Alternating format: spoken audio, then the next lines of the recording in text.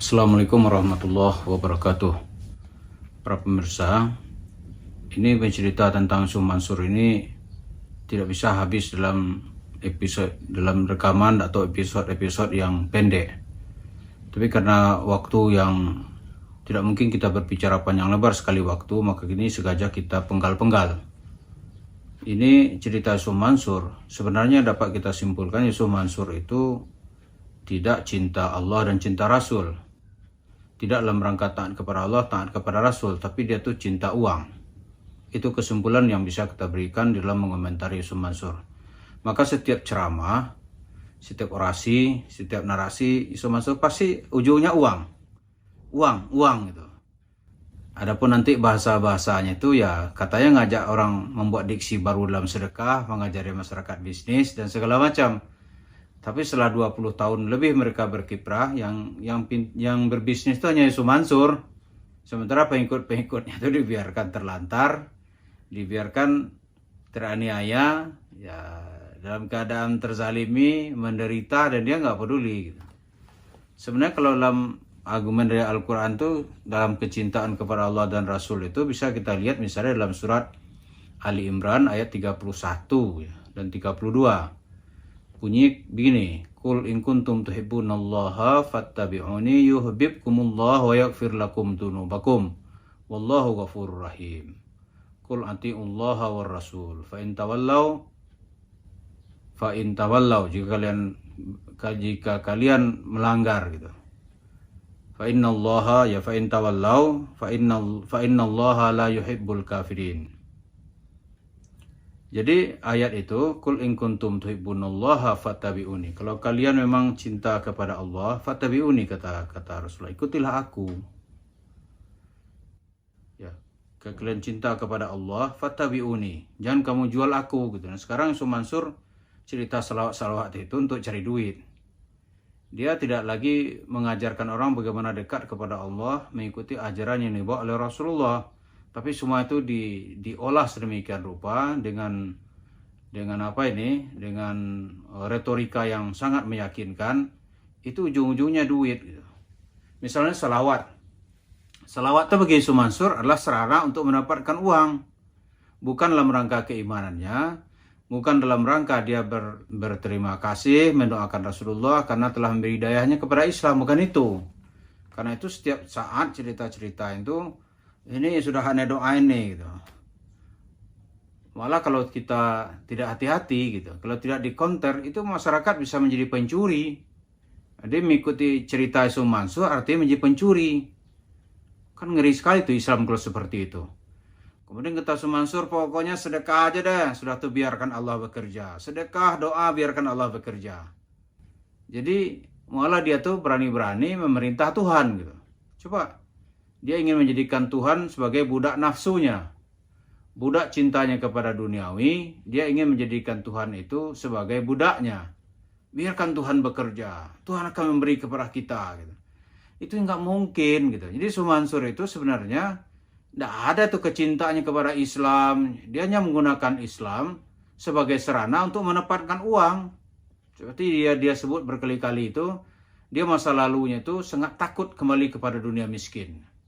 Dia pernah masuk penjara seperti dia ceritakan, dia takut itu terulang lagi karena kemiskinan. Tapi kalau terus-terusan melanggar ajaran Allah dan Rasul, terus-terusan menjual-jual nama Rasulullah gitu, nanti ya bisa dijebloskan lagi dia masuk penjara. Dan itu bagi Allah mudah saja. Jangan bangga-bangga gitu. Mudah saja bagi Allah. Karena itu ajaran-ajarannya itu, semakin saya dengarkan tuh makin geli saya mendengarkannya. Terakhir saya dengarkan, itu bahkan kita bisa malu jadi orang Islam gitu. Kata Yusuf Mansur begini, banyak nggak percaya. Saya membayar utang saya itu, ada berapa miliar loh, 4,5 miliar apa gitu. Itu dia bayar katanya pakai daun. Tahu nggak yang disebut biar bisa bayar tuh berapa duit? 23 miliar rupiah. Ya saya memang bayar pakai daun. Itu saya buktikan betul omongan itu. Enggak bercanda ini. Omongan itu betul saya buktikan. Saya nyapu di pesantren Darul Quran. Ya Allah, bayarkan hutangku dengan daun-daun yang berserakan di Darul Quran. Orang bilang aja bayar pakai daun. Itu saya buktiin betul. Saya datang ke Darul Quran. Ibu masih hidup waktu itu. Doain bu. Mama, Muhammad mau nyapu. Biar daun-daun nanti yang menjadi pelunas utang zaman kepada orang-orang itu. Setiap saya nyapu, saya ajak dialog itu daun-daunan itu. Daun. Air mata jatuh di Darul Quran ini. Bertasbihlah kamu semua kepada Allah. Gitu saya bilang. Ada yang tahu tuh, saya nyapu kan tenda zaman dulu tuh. Iya bener. Ini nggak bercanda bu. So akal nggak nih pakai daun? Oke lah, kalau memang benar dia bayar utang pakai daun, terus kenapa datang-datang ke jemaah kemana kemari tiap hari cerita investasi, cerita sedekah, bayar aja lah pakai daun, gampang kan? Nggak masuk akal gitu.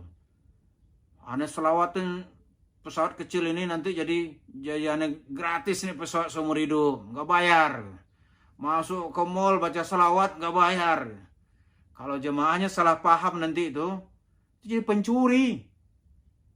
Apa Nabi datang untuk membawa orang jadi pencuri? Itu ancaman buat Islam. Ini saya katakan itu ancaman buat Islam. Dia betapa rusaknya Islam ketika keluar dari mulutnya Su Mansur. Tuhan mau dijual, kalau ada Tuhan tuh dalam wujud, nampak dia jual juga itu. Yang udah dijual apa? Kun fayakun, jangan takut, ada Allah. Terus-terusan itu aja jualannya tuh. Ada Allah, ada Allah. Terus sekarang kamu digugat di pengadilan, mencuri, menipu. Ya bilang dong, kan ada Allah, kenapa takut? Datanglah gitu. Kamu masih takut. Terus kalau ada Allah, daun-daun tuh sulap lah biar jadi duit. Kan selesai masalah. Berapa sih diminta orang tuh? Sapu halaman rumah itu jadi duit. Gitu ceritanya kan. Kita kalau mendengar ini kemana nanggapinnya ini? Dan cerita begini nih ada Habib yang setuju. Aduh. Ada apa kita? Ada Habib yang setuju juga. Ada orang yang ngaku ustadz. Aneh nggak bisa komentar gitu. Percaya nggak percaya sih ada malaikat Jibril ngantar nasi bungkus Padang ke Su Mansur gitu. Apa ini?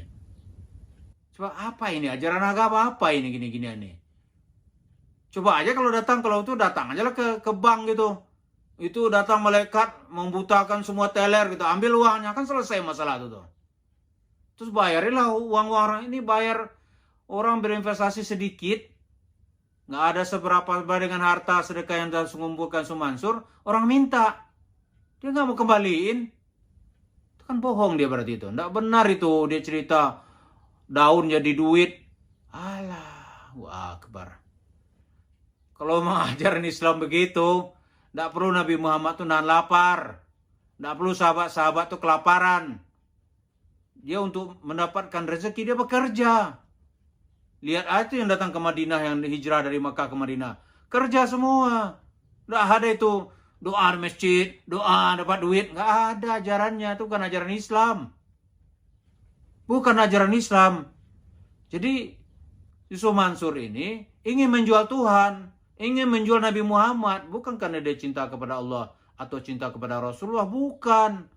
Tapi semua orang ini akan jadi budaknya. Kalau bisa Rasulullah itu, kalau ada wujudnya nih, seperti cerita di kampung-kampung lah gitu.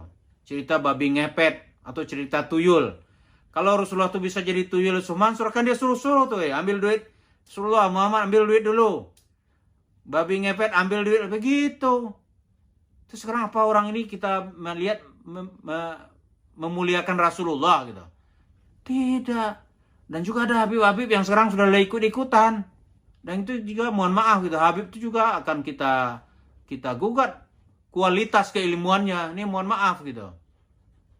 Itu juga ada ustaz-ustaz yang nggak mengerti. Ustaznya merunanggung. Gitu. Ngaji kitab belum bisa. Menjawab nggak jelas. Lalu tiba-tiba aneh.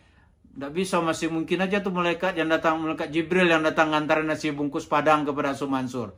Karena aneh kalau begini-begini bahasanya. Merusak masyarakat gitu. Karena itu yang saya kemukakan ini ya bolehlah kita timbang-timbang benar nggak yang kita ajak ini. Jadi kalau orang cinta Allah dan Rasul itu mengajak pada jalan Allah, menjalak kepada sunnah yang diajarkan oleh Rasulullah, itu yang disebut dengan ati'ullaha wa ati'ur rasul. Orang inilah yang disebut oleh Rasulullah itu ati'ullaha wa ati'ur rasul, ya kul ati'ullaha wa ati'ur rasul, kul in kuntum tuhibbunallaha fattabi'uni. Ikuti aku, mengikuti Rasulullah. Jadi kalau tidak mengikuti Rasulullah itu bukan cinta Allah namanya. Jadi begitu ajaran yang dibawa oleh Rasulullah SAW, Islam yang diterima oleh semua umat manusia, bukan diajarkan oleh manusia-manusia yang berotak rendah, yang bernafsu untuk mencari uang, walaupun untuk itu dia menjual Allah dan menjual Rasulullah. Terima kasih. Assalamualaikum warahmatullahi wabarakatuh.